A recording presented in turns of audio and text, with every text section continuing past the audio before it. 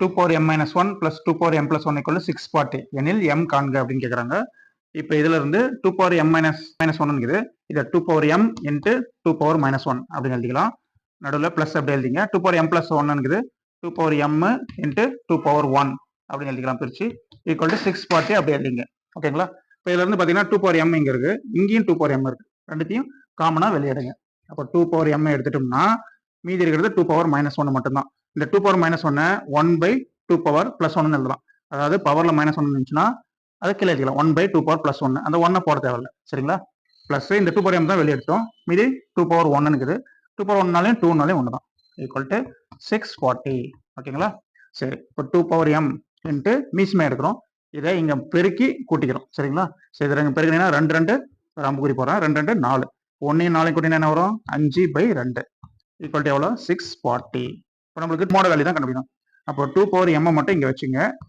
இங்க 640 இருக்கு, அது அப்படியே கிட்டும். இந்த வகுத்துல இருக்கிற 2 அங்க போச்சுன்னா கீழே இருக்கிற 2 அந்த பக்கம் போச்சுன்னா என்ன வரும்? மேல வந்துடும். இன்ட்டு 2 இந்த 5 பெருக்குள்ள மேல இருக்கிறது இந்த பக்கம் வந்துச்சுன்னா ஈக்குவல் அந்த பக்கம் வந்துச்சுன்னா கீழே வந்துடும்.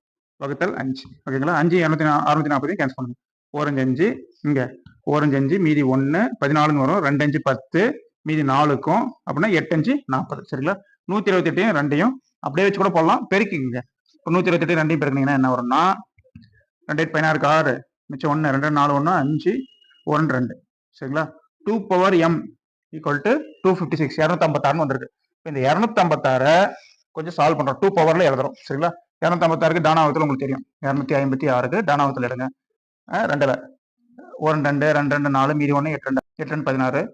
இங்க 2ஆல திரும்ப 6 12 4 2 8 திருப்பி 2ஆல 3 2 6 2 2 4 மறுபடியும் 2ஆல 16 2 32 2ஆல 8 2 16 மறுபடியும் 2 4 4 2 8 மறுபடியும் 2 2. சரிங்களா? மொத்தம் எத்தனை வரும் பாருங்க.